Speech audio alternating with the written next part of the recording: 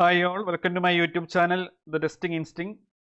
In this video, I will be discussing about creating request workflows using bru.setNextRequest function in Bruno.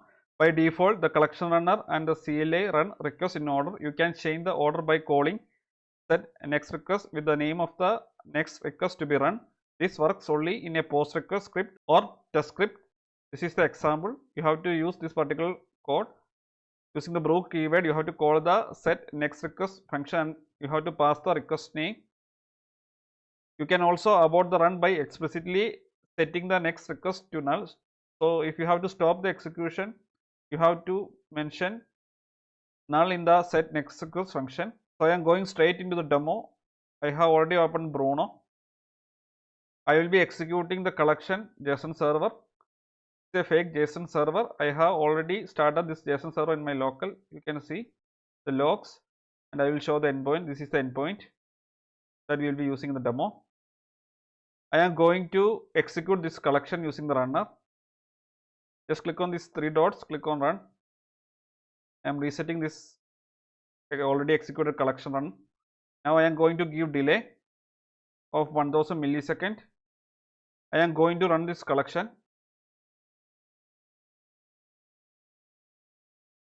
You can see that by default the collection runner will be executing the collection in which the order we have given in the collection. If you want to change the order of this execution, we have to use the set next request function and we have to pass the request name.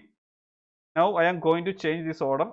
After execution of create post, I will be executing update post, then I will be executing get created post, and last I will be executing delete created post. To do that, the create post request in the script tab under post response, I am using this particular code. I will be sharing all these details in the video description. You have to pass the request name correctly. I am saving the request. Now I am going to the update post. In update post in the script tab, you have to use this particular code.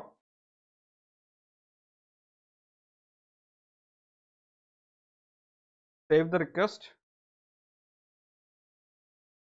In the get created post in the script tab under post response section, you have to use this particular code. Save the request. Now in the delete created post in the script tab under post response section, you have to mention the null to stop the execution. I have saved this request as well. Now I am going to execute the runner. This was the earlier execution. You can see it executed in the order in which we have given the request in the collection. Now we are going to change the order. After create post, we will be executing update post. After that, we will be executing get created post, and last we will be executing delete created post. So I am resetting the runner and giving a delay of 1000 millisecond. I am running the collection again. You can see after create post, this time you have executed update post. If you check the order of the request in the collection and this runner, there is a difference. After create post, we have executed update post, and after that we have executed get created post, and last we have executed delete created post. This is different from the order in which we have given in the collection. This is made possible by the bru.setNextRequest function which we have given in the script tab under post response section. So you have to use the set next request and you have to give the name correctly for the request. The important thing is that to stop the execution, you have to mention the null as well. So this is how you can create request workflows using set next request function. So I hope this session was very useful for everyone. If you find this video helpful, please consider subscribing the channel. Please like, share and comment on the video. Thanks for watching and keep learning.